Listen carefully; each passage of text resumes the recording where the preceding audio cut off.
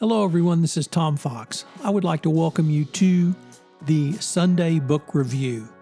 The Sunday Book Review is the series where I discuss books which impact the compliance practitioner, the legal professional, and the business professional. I hope you will enjoy this episode. The Sunday Book Review is a production of the Compliance Podcast Network. First, a quick word from our sponsor.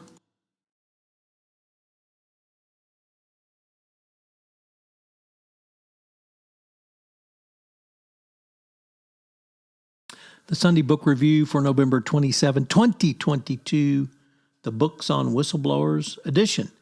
Today, our list comes from the article, Whistleblower Must Read, 11 Essential Books About Whistleblowers and the Whistleblowing Experience, found on the Constantine Cannon website, The Whistleblowers Bookshelf, by Mary Inman and Liz Soltan. We begin with Extraordinary Circumstances, the journey of a corporate whistleblower by Cynthia Cooper. Cynthia Cooper was the WorldCom chief audit executive who blew the whistle on WorldCom for what was then the largest corporate accounting fraud ever uncovered. Her work earned her, along with Sharon Watkins of Enron and Colleen Rowley of the FBI, Time Magazine's Person of the Year honor in 2002 as the Whistleblowers. Yes, being a whistleblower is hard, but it may help you become a Person of the Year. Ms. Cooper's revolution of WorldCom scandal is part of what inspired Congress to pass Sarbanes-Oxley. Next up, one of my personal favorite bloggers, Susan Fowler, wrote Whistleblower, My Journey to Silicon Valley and the Fight for Justice at Uber. At the age of 25, Fowler wrote the greatest blog post ever about sexual harassment at Uber. It led to major changes at the company. Time Magazine honored her as one of the silence breakers of the Me Too movement, who were collectively named 2017's Person of the Year by Time Magazine. Fowler's memoir describes her journey from growing up in poverty to getting a prestigious job at Uber, as well as the fallout from her revelations about the company. Next up,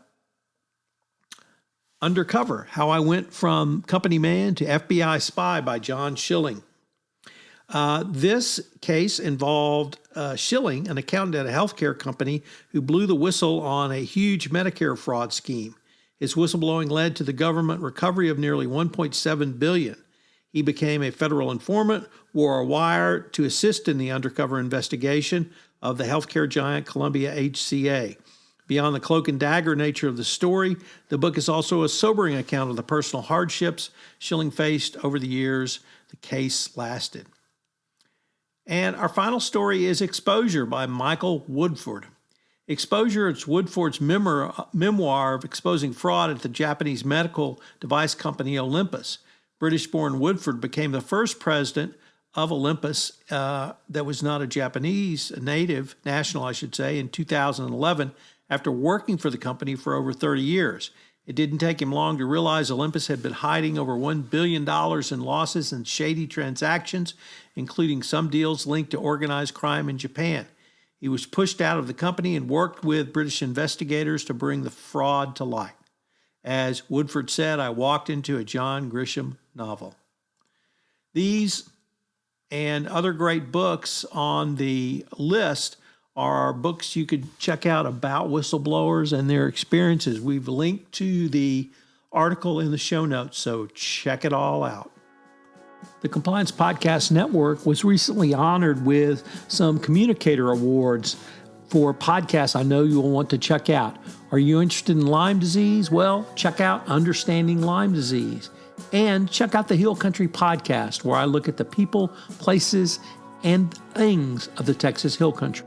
I recently posted a new podcast series, The Big Empty, on 21st century economic issues facing the state of Texas, where together with author Lauren Steffi and using his book, The Big Empty, to introduce 5 key economic topics facing the state of Texas. It's a fusion of fiction and current fact that I know you will enjoy if you're a book reader, if you're an economist, or just a listener.